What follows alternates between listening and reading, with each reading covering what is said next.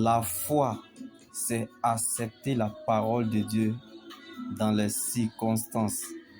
Comme au commencement, Dieu créa le ciel et la terre. La terre était informe et vide, c'est-à-dire la terre était dans le chaos. Et Dieu a dit que la lumière soit, et la lumière fut. Que la lumière brille, et la lumière se mit à briller. Donc au commencement, la parole existait déjà. La parole était avec Dieu. La parole était Dieu.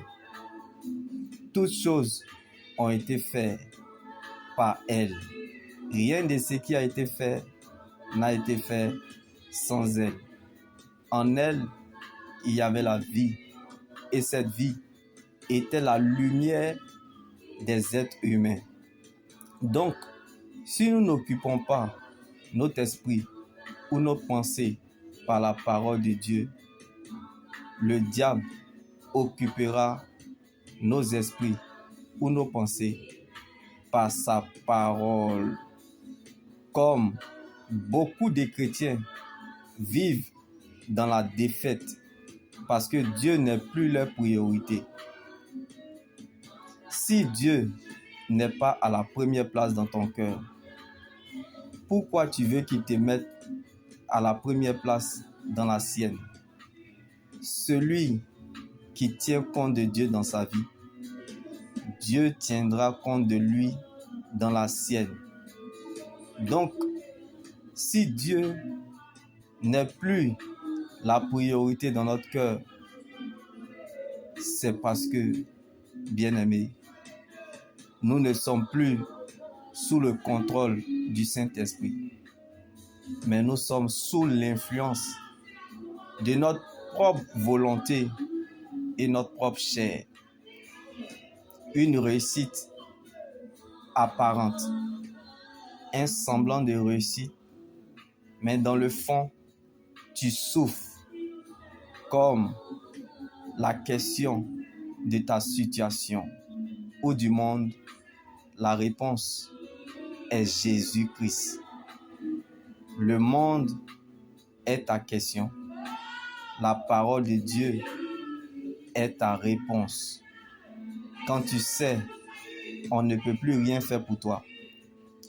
Mais ce que tu ignores peut t'envoyer très loin. La valeur de ta situation n'est pas appréciée pendant, mais après.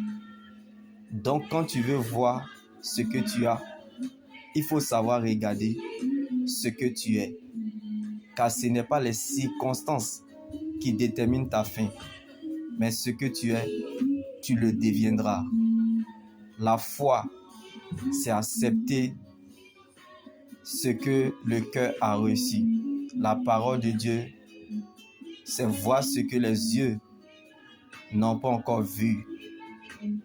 Même si les vents sont contraires à tes yeux et que tu ne vois aucun signe avantageux jusqu'à présent, ne poursuis pas ce que tu n'as pas, mais profite de ce que tu as. Jésus est la vie dans vos années. La chose la plus importante que Dieu donne à une personne est sa présence.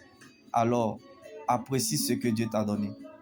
Même si le Seigneur ne t'a encore rien dit, mais je sais que tu dois garder ce qu'il t'a dit. La bénédiction n'a pas d'adresse. Donc, la foi, bien-aimée, c'est voir ce que les yeux n'ont pas encore vu. C'est accepter la parole de Dieu dans les circonstances. Parfois, nous n'avons aucune idée de l'endroit où la parole de Dieu nous mène, mais nous la laissons faire. Probablement, elle connaît la route mieux que nous. Donc, tu n'es pas en train d'écrire la dernière page de ta vie. C'est juste une période de la vie et non la fin de ta vie. N'abandonne pas et ne quitte pas le processus, car la parole de Dieu finit toujours par remettre chacun dans le couloir de sa destinée. Donc ta réalité n'est pas la finalité, car la destinée n'est pas la destination. Donc la chaussure qu'on porte, c'est en fonction de la distance à parcourir. Jésus est la bouche autorisée pour parler de l'éternité. Donc celui qui a une parole de Dieu prolonge sa vie, car Jésus est la puissance d'une vie impérissable.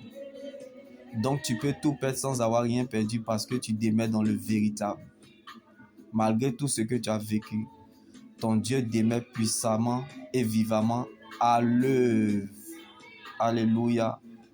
Alors ne force pas les choses de peur que tu sois écarté du plan ou décret divin. Et n'aie pas peur de ce que tu ne peux pas changer. Car celui qui n'a pas peur du regard des autres a déjà exercé une grande foi. Tu n'as donc pas besoin de territoire pour que Dieu puisse te bénir. Le seul territoire est sa présence dans notre vie n'est pas négociable.